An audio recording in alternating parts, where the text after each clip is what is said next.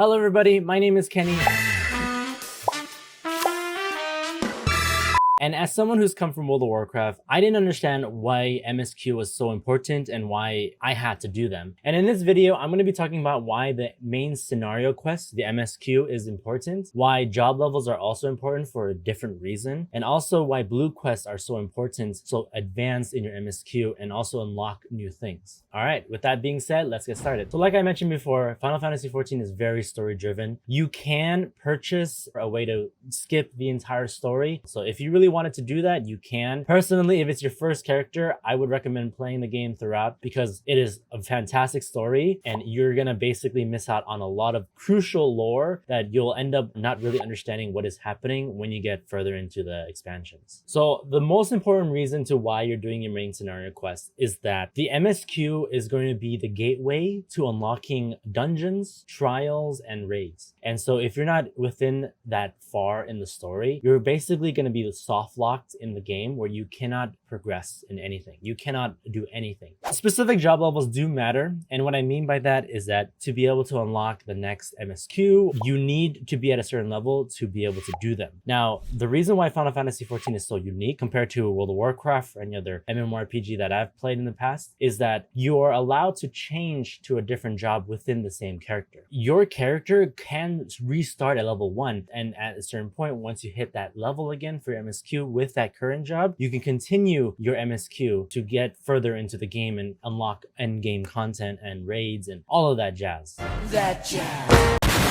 But if you don't do any of the main scenario quests, then you're never going to unlock the first dungeon, or you're not going to unlock any other dungeons after that. Your MSQ does have a certain level. So if you open up your journal, there is going to be a level next to your MSQ quest. So a main scenario quest is very cool. You unlock new zones. You will unlock the next expansion once you complete the previous expansion. And who doesn't like this? You will also unlock a mount.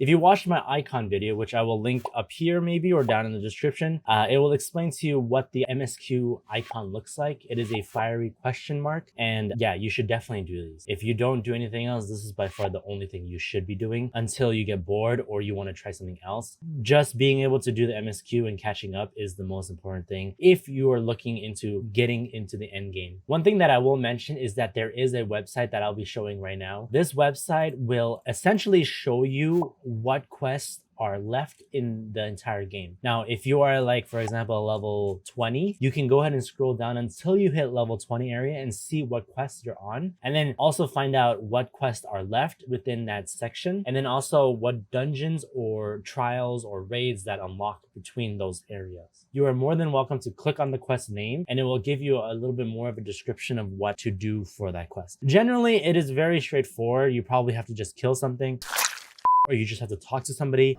Hello there. It is pretty straightforward, but if you happen to find a quest that is confusing, this is a way to help out finding out what to do. So the blue quest is very important as well. It is not entirely as important as the MSQ. It will unlock optional dungeons that you can, of course, queue into and gain more XP from. You might be able to find a guild master that has a blue quest icon. If you talk to that guild master, you can unlock that particular job. The only thing that you can also gain from blue quest icon is dances and emotes. So they are quite fun to do if you're getting beat up grinding out MSQs over and over. Now, I know a lot of people, including myself, get really, really burnt out, constantly doing MSQ questline over and over and over. Don't get me wrong, I was also very, very bored. You basically are acting as a delivery person, traveling from one area to another. But I will say this. A Realm Reborn is definitely the longest expansion and probably the most boring expansion because it's the part where it's going to be building the story, building each character from the ground up. So with that being said, yes, A Realm Reborn is very slow, but please, please, please take your time watching all the cutscenes, learning about the lore, because once you get into Heavensward, it just blows your mind. I mean, there's a reason why it's the critically acclaimed award-winning expansion. To put it into perspective, I did a speed run of Final Fantasy XIV, and just from level 1 MSQ to level 50 MSQ, basically beating ARR, it took me roughly 24 hours, just straight plowing through everything. Now, that was me speed running it. Meaning I knew what I was doing, I knew what to do. I had friends helping me through dungeons. And then after that, in my opinion, Stormblood gets even better. And then it gets even better in Shadowbringers.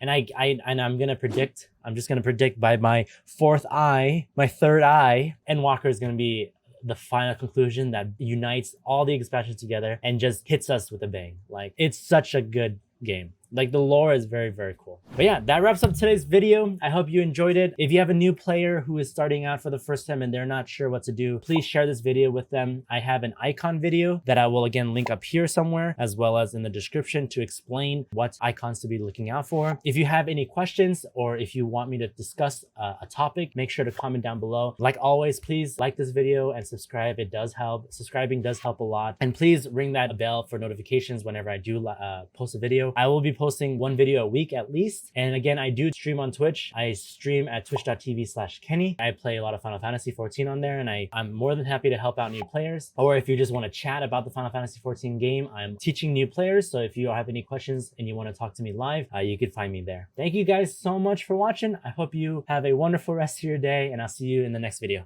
Bye-bye.